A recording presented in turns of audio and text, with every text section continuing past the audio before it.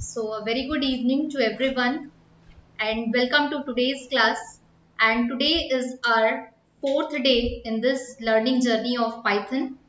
So, I hope some of the people who are saying that we are right now just change the timing. पहले जो हमारा timing था वो आपका 8 PM के around था, but अभी जो हमारा time है, once again I have received so many requests from the people. तो बेसिकली हमें टाइम जो है वो चेंज इसलिए करना पड़ा। अब जो टाइम आपका कंटिन्यूएशन पे होने वाला है वो आपका टाइम होने वाला है 6 PM का, क्योंकि काफी सारे ऐसे लाइक वर्किंग वुमेन्स भी हैं, हाउसवाइफ्स हैं, जिनका कहना था कि 8 PM पे उन्हें टाइम नहीं मिल पाता है because it was the time that is for the dinner and the family time, right. तो उस समय भी काफी सारे वर्किंग वुमेन्स जो हैं या फिर हाउसवाइफ्स हैं जो लर्न करते हैं उन्हें बेसिकली प्रॉब्लम आ रहा था। इसलिए अभी हमने टाइम जो है वो एक फिक्स कर दिया है, दैट इज योर 6 PM, ताकि जो कॉलेज वाले स्टूडेंट्स हैं वो कॉलेज से आने के बाद इन लेक्चर्स को देख पाए, जो वर्किंग प्रोफेशनल्स हैं वो जब भी उन्हें टाइम मिलता है उनके अकॉर्डिंग देख पाए, और खास तौर पर जो लर्न कर रहे हैं कुछ हाउसवाइफ्स भी हैं तो उनके लिए भी ये टाइम कन्वीनियंट होगा। इसलिए हमने इवनिंग का 6 PM का टाइम रखा है, so that it will be very easy for everyone to join the session and start learning. तो बेसिकली आज का जो हमारा फोर्थ डे होने वाला है, इस फोर्थ डे में हम जो टॉपिक कवर करने वाले हैं वो है आपका कंट्रोल फ्लो स्टेटमेंट्स। तो कंट्रोल फ्लो स्टेटमेंट्स आज के इस टॉपिक में हम लोग कवर करेंगे। A very good evening. So basically आज का जो टॉपिक होने वाला है वो होने वाला है control flow statements, as I mentioned, like Shikhar is saying, ठीक है। Time is perfect, all right Shikhar. तो हो सकता है कि और भी लोगों को इस टाइम पे कन्वीनियंस हो, तो जो भी लोग अभी इस लेक्चर को 6 PM पे लाइव वॉच कर रहे हैं वो डायरेक्टली इस टॉपिक से रिलेटेड जो भी उन्हें डाउट्स हैं, या फिर डे 3 में हमने जो पढ़ा था कल उससे रिलेटेड भी अगर आपको कोई डाउट है, या डे 2 में हमने वेरिएबल्स एंड ऑपरेटर्स के बारे में पढ़ा था, तो उससे रिलेटेड भी आप लोगों को जो भी यहाँ पे डाउट है वो आप डायरेक्टली मुझसे यहाँ पे कमेंट सेक्शन पर पूछ सकते हैं। तो आज की क्लास में हम लोग डे 4 जो हमारा शुरू करने वाले हैं वो है आपका कंट्रोल फ्लो स्टेटमेंट्स। और जैसा कि मैंने कहा था, इस कंप्लीट 30 डेज में हम एक पूरा एंड टू एंड प्रोजेक्ट भी करेंगे। रेज्यूमे की preparation, interview preparation, everything is going to cover here. तो वो सारे स्टूडेंट्स जो शुरुआत से डे 1 से फॉलो कर रहे हैं, काफी सारे स्टूडेंट्स ने मुझे यहाँ पे टेक्स्ट भी किया हुआ है, तो जो स्टूडेंट्स डे 1 से सारी चीजों को फॉलो कर रहे हैं उन्हें डेफिनेटली हर क्लास समझ में आ रही है। अगर कोई ऐसा स्टूडेंट है जिसने आज ही लेक्चर ज्वाइन किया है तो आपके लिए डे 1, डे 2 और डे 3 के लेक्चर्स इंडस्ट्रीज हेल्पिंग हैंड्स के लर्निंग ऐप पर भी अवेलेबल है, और साथ ही साथ आपको ये सारे लेक्चर्स जो हैं वो यूट्यूब पे भी मिल जाएंगे। और अगर आप चाहते हैं कि नोट्स भी आपको यहाँ पे प्रोवाइड हो जाए, तो नोट्स के लिए मैंने ऑलरेडी बताया हुआ है, notes industries helping hands learning app install कर लीजिए। आपको हर एक चैप्टर का वहाँ पे, हर एक डे का नोट्स मैं वहाँ पे ऑलरेडी आप लोगों को अपडेट कराने के लिए मैंने ऑलरेडी इसे इन्फॉर्म किया हुआ है। तो शुरू करते हैं हम लोग आज की क्लास, जो कि है आपका day 4, that is the control flow statements in Python, right. तो अब यहाँ पे कंट्रोल फ्लो स्टेटमेंट्स क्या होता है, तो यहाँ पे हम लोग थोड़ा सा अंडरस्टैंड करेंगे कि ये जो वर्ड है यहाँ पे कंट्रोल फ्लो, ये वर्ड को हम लोग दो पार्ट में पहले डिवाइड कर देते हैं। पहला तो पार्ट हो गया आपका कंट्रोल और दूसरा पार्ट हो गया आपका यहाँ पे फ्लो, राइट। तो क्या होता है इन दोनों वर्ड्स का मतलब, इसको सबसे पहले हम लोग अंडरस्टैंड करते हैं।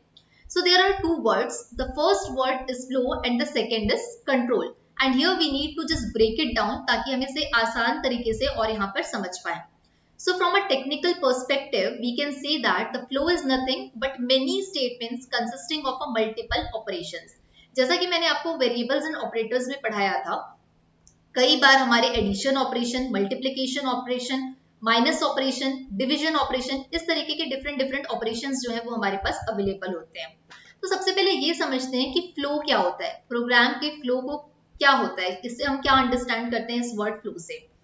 सबसे पहले अगर हम लोग यहाँ पे अंडरस्टैंड करें कि यहाँ पे फ्लो क्या होता है, तो लेट्स सपोज मैं अगर आपको बोलूं कि पाइथन में आप एक कैलकुलेटर बनाने का एक प्रोग्राम डेवलप करिए, तो आप क्या करेंगे, आपको पता है कि जब मैं कैलकुलेटर बनाने का प्रोग्राम, एक बेसिक कैलकुलेटर बनाने की मैं अगर बात करूं, तो आपके बेसिक कैलकुलेटर में क्या क्या होता है, प्लस तो होगा ही, माइनस भी होगा, मल्टीप्लिकेशन भी होगा और डिवीजन भी होगा।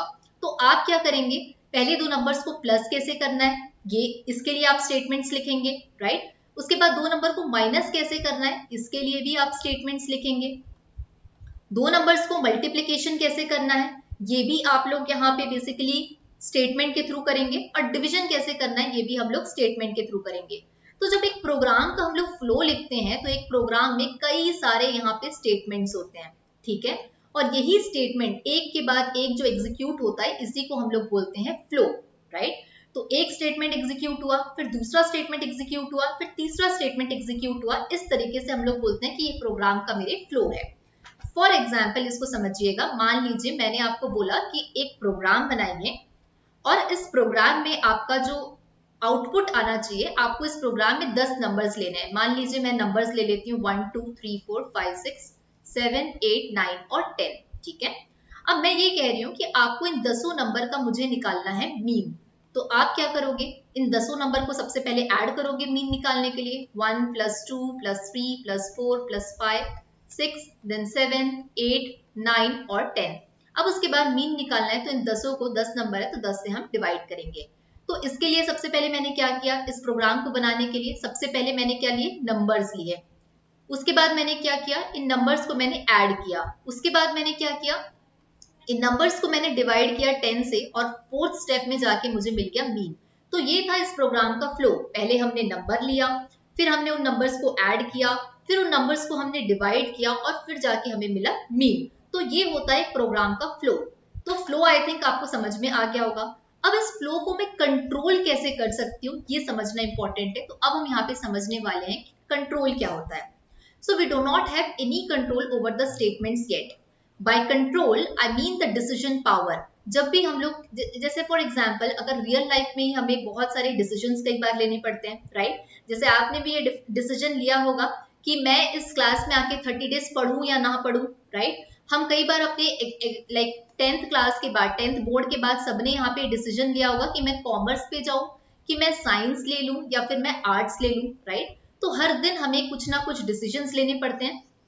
कुछ डिसीजंस बहुत बड़े होते हैं और कुछ डिसीजंस बहुत छोटे होते हैं। लेट्स सपोज अगर मुझे ए से लेके लेट्स सपोज मान लीजिए मुझे एक दुकान जाना है, उस दुकान तक जाने के लिए हो सकता है कि 2-3 रास्ते हो। मैं कौन सा रास्ता चूज करती हूँ ये भी मेरा एक डिसीजन है, राइट। तो इसी तरीके से जब हम लोग एक प्रोग्राम लिखते हैं पाइथन में तो कई बार हमें बहुत सारे डिसीजंस लेने पड़ते हैं। कई बार हमारे सामने ऐसे सिचुएशंस आएंगी जहां पे हमें किसी एक चीज को चूज करना पड़ता है। तो वहां पे हमें प्रोग्राम के फ्लो को क्या करना पड़ेगा, कंट्रोल करना पड़ेगा, क्योंकि हमें यहाँ पे डिसीजंस यहाँ पे कई बार लेने पड़ते हैं। तो इस चीज को हम लोग एक अंडरस्टैंड करते हैं एक एग्जांपल से यहाँ पे। सो यहाँ पे आप लोग बेसिकली देख सकते हैं, आप यहाँ पे खासकर पे जो देखेंगे control flow statements in Python. So some of the people are asking the doubts in the comment section. आप लोग प्लीज जो भी डाउट्स अपने पूछते जाइए। मैं 15 मिनट्स पहले आपको पढ़ा लेती हूँ, उसके बाद आपके जो भी डाउट्स आए आप लोग प्लीज मुझे यहाँ पे चैट बॉक्स पे पूछते जाइएगा। दीपक बुले, I have seen your question. With in आपको मैं थोड़ी देर में इसका आंसर करती हूँ। पहले हम लोग एक बार जो पढ़ रहे हैं उसको 15 मिनट्स पढ़ लेते हैं, then after I will come to you and I will answer your question. तो यहाँ पे जितने भी स्टूडेंट्स हैं, जो भी डाउट्स आ रहा है please ask me in the comment section. तो अब ये कंट्रोल फ्लो में एक एग्जांपल से हम लोग समझते हैं। लेट्स सपोज यहाँ पे एक रूल बना। हम लोग जब भी स्कूल जाते थे ना तो कुछ कुछ रूल्स होते थे कि अगर आप लेट आएंगे तो आपको एडमिशन नहीं मिलेगा, लाइक क्लास में एंट्री नहीं मिलेगी। इसी तरीके से मान लीजिए यहाँ पे एक एग्जाम्पल हम लोग लेते हैं कि अगर कोई स्टूडेंट एग्जामिनेशन हॉल पे टाइम से आ जाता है तो उसका कोई भी मार्क्स यहाँ पे डिडक्ट नहीं होगा। अगर मान लीजिए स्टूडेंट यहाँ पे 10 मिनट लेट आता है तो उसके 10 नंबर कट जाएंगे। अगर स्टूडेंट 30 मिनट लेट आता है तो उसके 30 नंबर कट जाएंगे। अगर स्टूडेंट 30 मिनट के बाद एग्जाम हॉल में आता है तो उसको मिलेगा 0 नंबर। तो अब यहाँ पे हम देख सकते हैं कि हर कंडीशन में यहाँ पे लग रहा है अगर, राइट। अगर 10 मिनट में आया तो क्या हुआ, अगर 30 मिनट लेट आया तो क्या हुआ, अगर 30 मिनट के बाद आया तो क्या हुआ, राइट। तो हर बार यहाँ पे हम लोग इफ कंडीशन का यहाँ पे यूज करते जा रहे हैं। अब यही चीज हम एक अगर एग्जाम्पल से यहाँ पे समझने की कोशिश करें। So here I am going to show you that. I hope the screen is visible here. तो लेट्स सपोज यहाँ पे अगर इसी बात को मैं एक एग्जाम्पल से समझूं, अगर मान लीजिए एक स्टूडेंट है, उसके दो कैरेक्टरिस्टिक हो सकते हैं, या तो वो स्टूडेंट लेजी हो या तो वो स्टूडेंट लेजी ना हो, राइट। तो लेट्स सपोज अगर स्टूडेंट लेजी नहीं है तो क्या होगा, उसको जो भी मार्क्स है टोटल x में से x मार्क्स मिलेगा, उसका कोई भी मार्क्स यहाँ पे नहीं कटेगा। अगर मान लेते हैं कि स्टूडेंट लेजी है और अगर वो 10 मिनट लाइक 0 से 10 मिनट के बीच अगर वो लेट करता है तो उसके मार्क्स कितने कट जाएंगे, 10 नंबर कट जाएगा। तो ये क्या हो गया y-10। अगर लेट्स सपोज यहाँ पे स्टूडेंट लेजी है और वो 10 मिनट से 30 मिनट के बीच एग्जाम हॉल में आता है तो उसके कितने नंबर कट जाएंगे, 30 नंबर। तो यहाँ पे हो गया z-30। अगर स्टूडेंट बहुत लेट करता है और वो 30 मिनट के बाद एग्जाम में आता है तो उसको टोटल कितने नंबर मिलेंगे एग्जाम में? 0 मार्क्स, राइट। तो यहाँ पे देखिए हर बार हमने कंडीशन लगाई है, हर बार इस प्रोग्राम का जो फ्लो है उसको मैं कंट्रोल कर रही हूँ by using this condition if. मैं बोल रही हूँ अगर 10 मिनट लेट आया तो ये हुआ, 20 मिनट लेट आया तो ये हुआ, 30 मिनट लेट आया तो उसे एग्जाम देने ही नहीं मिला। तो ये जो मेरे प्रोग्राम का फ्लो है ये एक एंड पे जाकर मैं कंट्रोल करना यहाँ पे इसे शुरू कर देती हूँ, और यही कहलाता है कंट्रोल। कंट्रोल फ्लो स्टेटमेंट्स जो हम बात कर रहे हैं। अब इसमें थोड़ा सा हम लोग आगे बढ़ते हैं और समझते हैं कि कितने टाइप के हमारे कंट्रोल फ्लो स्टेटमेंट्स होते हैं और कैसे हम इन स्टेटमेंट्स को डेफिनेटली कंट्रोल कर सकते हैं यहाँ पे।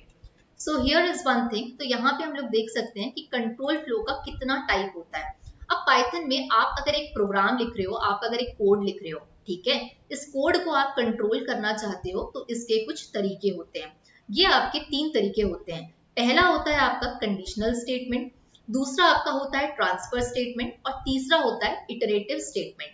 तो आज की जो क्लास होने वाली है इसमें हम लोग मेन तौर पर फोकस करने वाले हैं कंडीशनल स्टेटमेंट्स के बारे में, और उसके बाद वाली क्लास में हम अंडरस्टैंड करेंगे ट्रांसफर स्टेटमेंट के बारे में, और उसके बाद हम अंडरस्टैंड करेंगे लूप्स के कॉन्सेप्ट को। तो 1 बाय 1 करके हम तीनों चीज को कवर करेंगे इस 30 डेज पाइथन क्लास में। आज का हमारा जो टॉपिक है वो है कंडीशनल स्टेटमेंट्स का, जहां पे हम if else, if elif else, nested if else, इसके बारे में हम लोग डिटेल में अंडरस्टैंड करेंगे, राइट। तो थोड़ा सा हम लोग आगे बढ़ते हैं इस चीज को समझते हुए। आई होप कि यहाँ तक का कॉन्सेप्ट क्लियर समझ में आ रहा होगा, और इसके साथ साथ जिस भी स्टूडेंट का कोई डाउट है तो प्लीज मुझे कमेंट सेक्शन पे आप लोग बताते जाइएगा। और मैं एक और अनाउंसमेंट यहाँ पे कर देती हूँ, जैसा कि मैंने आपको पिछली क्लास में भी बताया था, और कुछ लोग जो शायद आज देख रहे होंगे मैं उन्हें एक बार फिर से इन्फॉर्म कर देती हूँ कि हर क्लास के बाद में हम एक टॉपिक रखते हैं जो कि हमारा होता है क्यूरियस डेटा माइंड्स। क्योंकि केवल पढ़ लेना काफी नहीं है, आप अगर इंटरव्यू में जाते हैं तो आपको स्मार्टली आंसर करना आना चाहिए। और जब हम इंटरव्यूज की बात करते हैं तो इंटरव्यूअर जो है आपके क्वेश्चंस करता है आपके प्रोजेक्ट्स को लेके। तो जो भी चीज हम पढ़ रहे हैं ना, जरूरी है कि उसको हम रियल टाइम एप्लीकेशन के साथ में जोड़ के पढ़ाई करें, क्योंकि केवल ऐसी पढ़ाई करने का कोई मतलब नहीं है कि केवल हमने पढ़ लिया और उसको कभी यूज ही नहीं कर पा रहे हैं, राइट। ऐसे बहुत सारे एग्जाम्पल्स है, हमने स्कूल में बहुत सारी ऐसी चीजें पढ़ ली है और आज हमें उसका यूज करना ही नहीं आता है, राइट। तो हम जो पढ़ाई करने वाले हैं 30 डेज में वो बेसिकली रियल टाइम एप्लीकेशन पे बेस्ड है। तो हमने इसके पहले सबसे पहले वाली क्लास में डेटा क्यूरियस माइंड में हमने आईपीएल में कैसे एक डेटा एनालिटिक्स का रोल एंड रिस्पॉन्सिबिलिटी होता है, वो क्या काम करते हैं, वो हमने डिस्कस किया था। कल की क्लास जो डेट 3 वाली क्लास थी उसमें हमने ये डिस्कस किया था कि किस तरह का तरीके से उबर जैसे ट्रांसपोर्टेशन राइड शेयरिंग प्लेटफॉर्म जो है वो डेटा एनालिटिक्स का यूज करते हैं। और आज की क्लास में हम लोग डिस्कस करेंगे अमेजोन का केस स्टडी। तो जो स्टूडेंट्स वॉच कर रहे हैं अभी लाइव, कंटिन्यू रहिएगा, लास्ट में हम लोग क्यूरियस डेटा माइंड में आज अमेजोन को कवर करेंगे। तो अभी फिलहाल बात कर लेते हैं इफ स्टेटमेंट की। तो यहाँ पे ये जो इफ स्टेटमेंट है वो क्या होता है, जैसा कि मैंने बताया कंडीशनल आपके कुछ स्टेटमेंट्स होती हैं। पहली स्टेटमेंट आपकी है इफ स्टेटमेंट। तो जब भी the if statement is the most simple decision statement, it is used to decide whether a certain statement or a block of statement will be executed or not. मैं इसको कुछ example देके आपको समझाती हूँ। फॉर एग्जाम्पल, अगर आपकी as 18 साल है तो ही आप वोट दे सकते हैं, राइट। तो यहाँ पे अगर मतलब कि इफ का यूज हो रहा है, अगर आपकी एज 18 साल है तो ही आप वोट देंगे, राइट। अगर मैं आपको बोल दूं कि अगर लेट्स सपोज आप यहाँ पे अगर आपने 10th क्लास पास किया है उसी के बाद आप जो है सब्जेक्ट ऑप्ट करेंगे, राइट। तो हर बार यहाँ पे जितनी भी बार मैं डिसीजंस ले रही हूँ हर डिसीजन मेरा डिपेंड हो जा रहा है इफ पे, अगर पे, राइट। अगर ऐसा हुआ तो ये होगा, राइट। तो ये कहलाता है इफ स्टेटमेंट। अब इस इफ स्टेटमेंट को हम लोग कैसे यूज कर सकते हैं प्रोग्रामिंग पे, कोडिंग पे, ये हम लोग डायरेक्टली समझेंगे जुपिटर नोटबुक पे। बट इसके पहले यहाँ पे मुझे जो क्वेरी दिख रही है दीपक की, यस दीपक इज आस्किंग कि ma'am Python use for data analytics is same for the Python developer.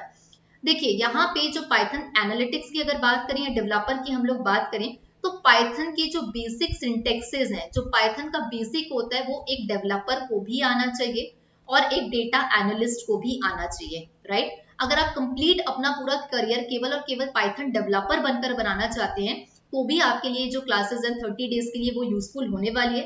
क्योंकि अगर आप एक डेवलपर हैं तो आपको और ज्यादा चीजें आनी चाहिए पाइथन से, राइट। अगर एक डेटा एनालिस्ट है तो वो पाइथन का केवल उतना ही यूज करेगा जितना कि उसको डेटा को एनालाइज करने के लिए, डेटा को क्लीन करने के लिए, डेटा रैंगलिंग करने के लिए यूज आता है। लेकिन अगर आप एक पाइथन डेवलपर बनना चाहते हैं तो भी आपको ये पाइथन की 5 लाइब्रेरीज पता होना चाहिए, पाइथन के बेसिक्स पता होना चाहिए, पाइथन एडवांस आपको पता होना चाहिए। तो Deepak basically Python definitely data analytics के लिए यूज होती है, और पाइथन डेवलपर अगर आप बनना चाहते हैं तो और भी ज्यादा डिटेल में आपको पाइथन का नॉलेज होना चाहिए। सो दीपक अगर आप 30 डेज तक back to back Python classes attend करते हैं तो डेफिनेटली आपको इतनी पाइथन तो आ जाएगी कि जितनी एक डेटा एनालिस्ट को आना चाहिए बेसिक्स, और उसके साथ साथ आप एडवांस कॉन्सेप्ट्स जो हैं वो भी एक बार गो थ्रू कर सकते हैं पाइथन डेवलपर अगर आपका अल्टीमेट टारगेट है तो। इसके अलावा भी अगर किसी और स्टूडेंट का कोई डाउट है तो प्लीज मुझे चैट बॉक्स पे बताते जाइएगा so that I can clarify all this doubts. अब थोड़ा हम लोग आगे बढ़ते हैं और इस चीज को समझते हैं जुपिटर नोटबुक में कि ये इफ कंडीशन का थ्योरी पार्ट तो हमने अंडरस्टैंड कर लिया, लेकिन इसका कोड कैसे किया जाता है जुपिटर नोटबुक पे, तो हम लोग बढ़ते हैं जुपिटर नोटबुक की तरफ। सो अपार्ट फ्रॉम दिस यहाँ पे अगर हम जाएं और यहाँ पे हम जस्ट रीस्टार्टिंग दिस, ऑलराइट, तो इस तरीके से जुपिटर नोटबुक खुल चुका है। अब यहाँ पे सबसे पहले आज हमारा डे 4 है तो हम डे 4 यहाँ पे हेडिंग दे देते हैं, और जैसा कि मैंने बताया है देखिए किसी भी चीज का कोई शॉर्टकट नहीं होता है, सबसे ज्यादा जरूरी है खुद से कोडिंग करना, ये बहुत जरूरी है। जो भी लोग इस क्लासेस को देख रहे हैं बहुत जरूरी है, केवल और केवल सुन के कुछ नहीं होने वाला है, जरूरी है कि खुद जुपिटर नोटबुक इंस्टॉल करो और खुद कोडिंग करो। जितनी भी क्लासेस मैं आपको पढ़ा रही हूँ सबका नोट्स अवेलेबल है ऐप में, नोट्स निकाल लो, नोट्स पे देखो कि क्या लिखा हुआ है, और साथ ही साथ उस नोट्स को देखते हुए अपना खुद आप अपने सिस्टम पे कोडिंग करना शुरू करो, क्योंकि यही सिंपल रास्ता है प्लेसमेंट पाने का, टू गेन सर्टन स्किल्स। तो हेडिंग हमने यहाँ पे दे दी। अब इसके बाद आज का जो टॉपिक है ये भी हम लोग यहाँ पे लिख लेते हैं, that is your control flow statements. So I am going to write your control flow statements, और यहाँ पे हेडिंग देना है तो हमें पता है कि हेडिंग का यहाँ पे हम ऑप्शन आता है, इसे सेलेक्ट कर सकते हैं और इसको हम यहाँ पे रन करते हैं। अब लेट्स सपोज यहाँ पे सबसे पहले हम लोग जो बात करेंगे इफ कंडीशन की हम लोग यहाँ पे बात करने वाले हैं। तो इफ कंडीशन यहाँ पे हम एक सब हेडिंग भी दे देते हैं, इफ कंडीशन। तो आज की क्लास इंटरेस्टिंग इसलिए होगी क्योंकि आज की क्लास में ना हम लोग बहुत सारे क्वेश्चंस जो हैं, बहुत सारे प्रोग्राम्स खुद से बनाने वाले हैं। आज की क्लास में थ्योरेटिकल एस्पेक्ट बहुत कम है और आपका कोडिंग एस्पेक्ट जो है वो बहुत ज्यादा होने वाला है। आज की क्लास में मल्टीपल क्वेश्चन सॉल्व करेंगे इफ कंडीशन, एल्स इफ को लेके। तो पहला हम लोग शुरू करते हैं इफ कंडीशन से। तो सबसे पहला यहाँ पे आपको ऑब्जेक्टिव क्या है, मैं आपको सबसे पहले ये लिख के देती हूँ। अब इसके पहले मान लीजिए आज का जो क्लास है इसमें मैं आपको बता दूं कि आपको जो है पहला क्वेश्चन हम ये करने वाले हैं कि आपको किसी स्टूडेंट का रिजल्ट बनाना है। अब आपके पास है पाइथन लैंग्वेज, आप रिजल्ट कैसे बनाओगे स्टूडेंट का, ये हम लोग सबसे पहले समझते हैं आज के इस प्रोग्राम पे। पिछली जो क्लास हुई थी मैंने उसमें बताया था इनबिल्ट फंक्शंस ऑफ पाइथन के बारे में, उसमें मैंने लास्ट जो कंसेप्ट बताया था आपको वो बताया था इनपुट फंक्शन का, कि अगर आपको किसी यूजर से कोई भी इनपुट लेना है, आप चाहते हैं कि अगर एक स्टूडेंट है, ठीक है, स्टूडेंट के पास 5 सब्जेक्ट है, मैथ्स, हिंदी, इंग्लिश, आप चाहते हैं कि टीचर एक रिजल्ट बनाए और टीचर ही आपको बताए कि स्टूडेंट को मान लो 100 में से इंग्लिश में मिला 81, मैथ्स में मिला 82, तो यूजर अपनी मर्जी से जब डेटा दे पाएगा तो हम यूज करेंगे यहाँ पे इनपुट फंक्शन का। अब इनपुट फंक्शन में जो भी डेटा हमारे पास आता है उस डेटा में क्या होता है, उस डेटा में ये होता है कि इनपुट फंक्शन हमेशा हमें जो रिजल्ट देता है वो स्ट्रिंग के फॉर्मेट में देता है। तो सबसे पहले हम लोग एक आज का ऐसा प्रोग्राम बनाते हैं जिसमें मान लीजिए जो भी स्टूडेंट देख रहे हैं वीडियो को, आप लोग ये समझिए कि मैं एक स्टूडेंट नहीं हूँ, मैं खुद एक कोडर हूँ। एक कंडीशन आपके पास आई है कि आप एज अ कोडर होते हुए कैसे एक रिजल्ट बना सकते हो किसी बच्चे का, ठीक है। तो हम लोग यहाँ पे सबसे पहले लिखते हैं कि आपको करना क्या है। So write a program to make, write a program to calculate the percentage of a student in the subjects maths, science, social, English and Hindi. तो अब आपके पास में प्रोग्राम का यहाँ पे स्टेटमेंट है, मैं मार्कडाउन सेलेक्ट कर लेती हूँ। अब आपको एक ऐसा प्रोग्राम बनाना है जहाँ पे स्टूडेंट का आप 5 सब्जेक्ट का मार्क्स लेंगे, maths, Hindi, English, science, social, और उसका परसेंट को यहाँ पे कैलकुलेट करके बताएंगे कि उस स्टूडेंट का रिजल्ट क्या रहा है। तो अब सबसे पहले मैं क्या करूंगी, सबसे पहले रिजल्ट बनाने के लिए मैं पूछूंगी कि कौन से बच्चे का रिजल्ट बनाना है, उसका नाम होगा कुछ, राइट। तो सबसे पहले मैं यहाँ लिख देती हूँ enter the name of a student, ठीक है। तो यहाँ पे सबसे पहले स्टूडेंट का नाम एंटर करेंगे। अब इनपुट का मैंने यूज इसलिए किया क्योंकि स्टूडेंट का नाम कुछ भी हो सकता है, आयुष, आशीष, मोनिका, कुछ भी हो सकता है, राइट। तो मैंने यहाँ पे लिया इनपुट। अब मुझे ये लेना है कि अब इस बच्चे को मैथ्स में कितने नंबर मिले, साइंस में कितने नंबर मिले। तो इसके लिए मैं यहाँ पे क्या करूंगी, मैं यहाँ पे इंट इनपुट का यूज करूंगी। अब कुछ लोग सोचेंगे कि मैम आपने तो केवल इनपुट बताया था, लेकिन अभी आप यहाँ पे इंट इनपुट का यूज क्यों कर रहे हो? तो उनको मैं क्लैरिफाई कर दूं कि यहाँ पे जब भी हम लोग इनपुट देता है, अगर सामने वाला यूजर कोई भी इनपुट देता है, मान लीजिए वो मेरे को इनपुट दिया 81, ठीक है, और मैंने यूज किया है इनपुट फंक्शन, तो ये जो 81 है मेरा, वो इंटीजर के फॉर्मेट में नहीं आएगा, वो 81 आता है स्ट्रिंग के फॉर्मेट में। लेकिन अब मैं स्ट्रिंग को बेसिकली उसके साथ कुछ अरिथमेटिक ऑपरेशन तो नहीं कर सकती, मैं मल्टीप्लाई नहीं कर सकती स्ट्रिंग को, ना ही मैं डिवाइड कर सकती हूँ। तो मैं स्ट्रिंग को क्या कन्वर्ट करूंगी, मैं स्ट्रिंग को कन्वर्ट कर दूंगी इंट में, और वही मैं यहाँ पे कर रही हूँ, इसलिए मैंने यहाँ पे लिखा इंट इनपुट। तो आई होप ये अभी क्लियर हो गया होगा। अब यहाँ पे इंट इनपुट लेने के बाद हम सबसे पहले यूजर को बोलेंगे कि सबसे पहले स्टूडेंट का आप मुझे इंग्लिश सब्जेक्ट का मार्क्स बता दीजिए। तो मैं यहाँ पे लिख देती हूँ enter the marks, I am just going to write enter the marks scored in English, ठीक है। तो एक बार हमने इंग्लिश का मार्क्स ले लिया। अब इसी स्टेटमेंट को मैं नीचे कॉपी और पेस्ट कर रही हूँ ताकि हमारा टाइप करने का समय बचे, और मैं यहाँ पे बी नाम का वेरिएबल बना देती हूँ, और अब मैं इस इंग्लिश को बदल के लिख देती हूँ हिंदी, ठीक है। इसी तरीके से मैं सेम स्टेटमेंट को कॉपी पेस्ट ही कर रही हूँ। अब बी की जगह हमें टोटल 5 सब्जेक्ट्स के मार्क्स लेने हैं, तो मैं यहाँ पे इंग्लिश हिंदी ले चुकी हूँ। अब इसके बाद हम लोग ले लेते हैं, लेट्स सपोज मैथ्स में कितना उसको मार्क्स मिला। एक और वेरिएबल बना लेते हैं, ये वेरिएबल बना लेते हैं साइंस के लिए, तो मैं यहाँ वेरिएबल का नाम बस चेंज कर रही हूँ, मैथ्स की जगह हम लोग इसको कर देते हैं साइंस। और एक लास्ट हमारे पास जो सब्जेक्ट बचा है वो है सोशल, तो उसको भी हम लोग ले लेते हैं। ई नाम का मैंने यहाँ पे वेरिएबल बनाया, और यहाँ पे मैं लिख लेती हूँ सोशल। अब मैं केवल और केवल, ये प्रोग्राम अभी हमारा कंप्लीट नहीं हुआ है, मैं इसको केवल आपको रन करके दिखा रही हूँ कि हमने कितना किया है। तो अब देखिए, अब डायरेक्टली यहाँ पे आपको पूछ रहा है enter the name of a student. तो अब यहाँ पे यूजर, मान लीजिए कोई टीचर है, वो इसको यूज करना चाहता है जो आपने इस प्रोग्राम को बनाया है रिजल्ट बनाने के लिए। तो टीचर ने डाला कि लेट्स सपोज मान लीजिए स्टूडेंट का नाम है आयुष, ठीक है। अब आपसे दूसरी चीज पूछ रहा है कि इस आयुष को इंग्लिश में कितने नंबर मिले। तो 100 नंबर का पेपर था, आयुष को इंग्लिश में मिले 85। अब आपसे पूछ रहा है कि हिंदी में कितने नंबर मिले, लेट्स सपोज हिंदी में उसको मिले 78। अब पूछ रहा है कि मैथ्स में कितने नंबर मिले, तो लेट्स सपोज स्टूडेंट इंटेलिजेंट था, उसको 98 मार्क्स मिल गए। साइंस में कितने मिले, तो हो सकता है कि उसका साइंस वीक था, उसको 65 मिला। सोशल में कितना मिला, तो 70 मार्क्स मिले। तो इस तरीके से आपके पास रिजल्ट में हर एक सब्जेक्ट में उसके मार्क्स दिखा दिया। लेकिन आपको क्वेश्चन में क्या बोला था, आपको बोला था कि आपको यहाँ पे स्टूडेंट का परसेंटेज भी फाइंड आउट करना है। तो अभी हमारा प्रोग्राम यहाँ पे खत्म नहीं होता है, अब परसेंट निकालना है। तो हम लोग परसेंट कैसे निकालते हैं, परसेंट निकालने का एक बहुत आसान तरीका होता है, हर सब्जेक्ट के मार्क्स, मैथ्स का, इंग्लिश का, हिंदी का, साइंस का और सोशल का, सारे सब्जेक्ट्स का मार्क्स ले लो, डिवाइडेड बाय 100 नंबर का एक पेपर था तो 5 पेपर होने हैं, तो 500 नंबर का, इंटू परसेंट है तो यहाँ पे 100 कर देंगे, राइट। यही चीज हम लोग यहाँ पे अप्लाई करते हैं। तो अब परसेंट निकालने के लिए मैं यहाँ पे क्या कर रही हूँ, मैं यहाँ पे एक n नाम का बना लेती हूँ वेरिएबल, और इसमें मैं सारे जितने भी मेरे वेरिएबल है a plus b plus c plus d plus e, ये सारे वेरिएबल्स मैंने कर लिए। So I am going to write here a plus b plus c plus d plus e, ठीक है। अब इसी चीज को मुझे क्या करना है, इसका मेरे को डिवाइड करना पड़ेगा, परसेंट निकालना है तो किससे, 500 से। और जब ये डिवीजन हो जाएगा तो मैं क्या करूंगी, इसी चीज को मल्टीप्लाई कर दूंगी 100 से, क्योंकि मुझे यहाँ पे परसेंटेज कैलकुलेट करना है। तो मैं यहाँ लिख लेती हूँ 100। अब यहाँ पे हम लोग प्रिंट कर लेते हैं कि the percent scored by Ayush is, let's suppose यहाँ पे the percent score bye student कर लेते हैं, अगर कोई नाम क्लैरिफाई नहीं करना है तो, और यहाँ पे कॉमा करके लगा देते हैं n। अब मैं इस कोड को अगर रन करूं तो अब यहाँ पे हम लोग फिर से डिटेल डालते हैं, मान लीजिए स्टूडेंट का नाम अभी भी आयुष ही है, इंग्लिश में उसको कुछ नंबर मिले, हिंदी में लेट्स सपोज मिल गया उसको 65, मैथ्स में उसको मिल गया लेट्स सपोज 95, साइंस में लेट्स सपोज उसको मिल गया 86, और उसको सोशल में मिल गया लेट्स सपोज 73, ठीक है।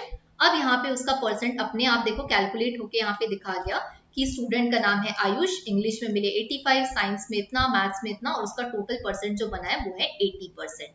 तो इस तरीके से यहाँ पे ये प्रोग्राम हमने कर लिया। अब हम लोग जो आज की क्लास में मेन पढ़ने वाले हैं वो है इफ कंडीशन के बारे में। यहाँ पे इस प्रोग्राम को मैंने इसलिए बताया ताकि आपको इंट इनपुट का जो कॉन्सेप्ट है वो सही तरीके से यहाँ पे क्लैरिफाई हो पाए। अब इंट इनपुट का कॉन्सेप्ट आपको अगर क्लैरिफाई हो गया होगा तो अब हम लोग यहाँ पे आगे बढ़ते हैं, जो कि आपका क्वेश्चन है आज का मेन क्लास का जो एजेंडा है हमारा, that is your okay, so ma'am string भी यूज कर सकते हैं। 369 इन्फो, आप कहाँ पे स्ट्रिंग यूज करने की बात कर रहे हैं, एक बार मुझे कमेंट करके बताइए ताकि मैं आपका ये डाउट रिजॉल्व कर पाऊँ। मैम स्ट्रिंग भी तो यूज कर सकते हैं, कहाँ पे आप चाह रहे हैं स्ट्रिंग का यूज हो पाए, मुझे डिटेल में बताइएगा ताकि मैं आपका डाउट जो है, आपका क्वेश्चन इनकम्प्लीट है 369 इन्फो, तो मुझे एक बार प्लीज बता दीजिए ताकि मैं डाउट आपका क्लियर कर पाऊँ। ठीक है, अब आगे बढ़ते हैं। इफ कंडीशन से रिलेटेड हम लोग एक यहाँ पे क्वेश्चन को समझते हैं। अब यही क्वेश्चन की अगर मैं बात कर लूं, इसी क्वेश्चन को मैं थोड़ा सा आगे बढ़ा रही हूँ। ठीक है, अब यहाँ पे इस क्वेश्चन में यूज करेंगे इफ कंडीशन का। अब मैं ये बोलती हूँ कि ठीक है, आपने मुझे परसेंटेज कैलकुलेट करके तो बता दिया रिजल्ट में स्टूडेंट का, अब मैं स्टूडेंट को ग्रेड भी देना चाहती हूँ। लेट्स सपोज अब यहाँ पे हम क्या करेंगे, अगर स्टूडेंट को 90 नंबर से ज्यादा मिलते हैं या 90 के बराबर मिलते हैं तो उसको मिलेगा ए ग्रेड। ठीक है, अगर लेट सपोज यहाँ पे स्टूडेंट को जो नंबर है, मान लीजिए अगर उसको नंबर अगर हम लोग देखें कि अगर उसको 75% से ज्यादा मिलता है तो स्टूडेंट को मिलेगा बी ग्रेड, और अगर मान लो कि स्टूडेंट को 65% से ज्यादा मिलता है तो उसको मिलेगा सी ग्रेड। ठीक है, क्या कहना चाह रहे हैं हम लोग, इसको एक बार मैं यहाँ पे लिख देती हूँ ताकि आपको पूरे प्रोग्राम में क्लियर हो पाए कि क्या हमारा ऑब्जेक्टिव होने वाला है। ठीक है, अब यहाँ पे इफ परसेंटेज इज अबव 90, मतलब 90% से अगर ज्यादा है तो उसको असाइन करना है हमें क्या, ए ग्रेड। ठीक है, अगर यहाँ पे परसेंटेज जो है, इफ परसेंटेज इज अबव 75, मतलब कि 75 से 90 के बीच अगर उसका परसेंटेज जाता है, 75 से तो ज्यादा है लेकिन 90 से कम है, तो हम उसको असाइन क्या करेंगे, बी ग्रेड। अगर स्टूडेंट का जो परसेंट है, if percentage is above let's suppose 65, अगर स्टूडेंट का परसेंट 65 के अराउंड आता है तो उसको हम असाइन करेंगे सी ग्रेड। अब यहाँ पे हर बार क्या कंडीशन आ जा रही है, अगर वाली कंडीशन आ रही है, अगर ये हुआ तो ये होगा, अगर स्टूडेंट का मार्क्स जो है इतना आया तो ही उसको इस तरीके से नंबर्स होंगे। So I am just going to write it here once again. All right, ठीक है, तो अब ये चीज हम समझ चुके हैं, तो इसी चीज का अब हम लोग को यहाँ पे प्रोग्राम करना है। तो हम लोग यहाँ पे लिख रहे हैं a इज इक्वल्स टू, मैं एक वेरिएबल बनाती हूँ इंट इनपुट नाम का, और यहाँ पे हम बोलते हैं स्टूडेंट को कि चलिए बताइए कितना परसेंट स्टूडेंट ने यहाँ पे स्कोर किया है। सो यहाँ पे हम लोग लिख लेते हैं enter the percentage scored by a student. ठीक है, कितना परसेंट स्टूडेंट ने यहाँ पे स्कोर किया है, अब जितना भी परसेंट उसने स्कोर किया उसी के हिसाब से हम उसको ग्रेड देंगे। तो हमारी पहली कंडीशन थी इफ ए, मतलब हमने ए नाम का वेरिएबल बनाया, अगर उसका जो परसेंटेज है वो ग्रेटर देन इक्वल टू 90 होगा तो ही उसको मिलेगा क्या, ए ग्रेड। तो यहाँ पे ध्यान रखिएगा इस बात का कि जब भी हम लोग यहाँ पे इफ कंडीशन लगाते हैं, यहाँ पे देखिए कोलन हमेशा लगता है। तो जो सिंटेक्स होता है इफ कंडीशन का, पहले आप इफ कीवर्ड लिखिए, उसके बाद यहाँ पे कंडीशन लिखिए कि क्या आप कंडीशन लगाना चाहते हैं, उसके बाद यहाँ पे कोलन का यूज होता है। अब जैसे कोलन के बाद में, यहाँ कोलन लगाने के बाद आप एंटर करोगे ना, तो यहाँ पे देखना कि प्रिंट जो है आपको इस तरफ थोड़ा सा खसका हुआ मिलेगा, इसको हम लोग कहते हैं इंडेंटेशन एरर, इंडेंटेशन। अगर मैं इस प्रिंट को इस तरफ सरका दूं, मैं आपको थोड़ा सा शो करके भी दिखा देती हूँ। मान लो मैं अभी के लिए यहाँ पे हेलो लिख देती हूँ, केवल मैं आपको शो करने के लिए दिखा रही हूँ। ठीक है, तो यहाँ पे ये आराम से मेरा जो प्रिंट है इस तरीके से यहाँ पे वर्क कर रहा है, और यहाँ पे अगर मैं इसी चीज को इस तरफ लिख दूं तो यहाँ पे देखिए, यहाँ पे आपको दिखा रहा है इंडेंटेशन एरर, मतलब ये जो प्रिंट है वो साइड में होना चाहिए। तो जैसे ही आप कोलन के बाद एक बार एंटर बटन दबाओगे वो अपने आप सही तरीके से आ जाएगा। तो इस इंडेंटेशन एरर का भी ध्यान रखिएगा जब भी हम लोग बात करते हैं इफ एल्स की। तो अब यहाँ पे हम लोग कर लेते हैं कि अगर स्टूडेंट का परसेंट, अगर उसने 90% से ज्यादा स्कोर किया है तो यही बात हुई है कि उसको ए ग्रेड जो है वो अलॉट होगा। तो हम लोग यहाँ पे लिख लेते हैं ए ग्रेड। अब यहाँ पे दूसरी कंडीशन क्या आई, अगर उसका परसेंटेज 90 से कम है और 75 से ज्यादा है तो उसको क्या मिलेगा, बी ग्रेड। तो हम यहाँ कंडीशन लगाते हैं if A is greater than equal to 75 और ए जो है 90 से कम होना चाहिए तो उसको मिलेगा यहाँ पे बी ग्रेड। तो आई एम राइटिंग प्रिंट और यहाँ पे बी ग्रेड। ठीक है, सो उसको सही तरीके से लिख लेते हैं, कैप्स चालू था, बी ग्रेड। ठीक है, तो अब देखिए यहाँ पे क्या हो रहा है, यहाँ पे क्या हम बात कर रहे हैं, यहाँ पे मैंने एंड ऑपरेटर का भी यूज किया। क्या कंडीशन थी, दो कंडीशन को मैं एक साथ जोड़ रही हूँ कि 75 से ज्यादा होना चाहिए और 90 से कम होना चाहिए। और मैंने यहाँ पे यूज किया, अगर हम हिंदी भाषा में आम भाषा में बोले तो और वही चीज मैंने यहाँ पे ऑपरेटर लगा दिया, एंड ऑपरेटर। ठीक है, तो यहाँ पे इस तरीके से मैंने कंडीशन दी। अब मान लो अगर फिर से यहाँ पे अगर आ रहा है तो फिर से इफ लगेगा। अब क्या हो रहा है, अब ये बात हो रही है कि स्टूडेंट जो है 65% के बराबर या 65 से ज्यादा स्कोर करता है लेकिन 75 से कम करता है। सो ए इज लेस देन 75, तो क्या होगा, तो उस कंडीशन में स्टूडेंट को मिल जाएगा सी ग्रेड।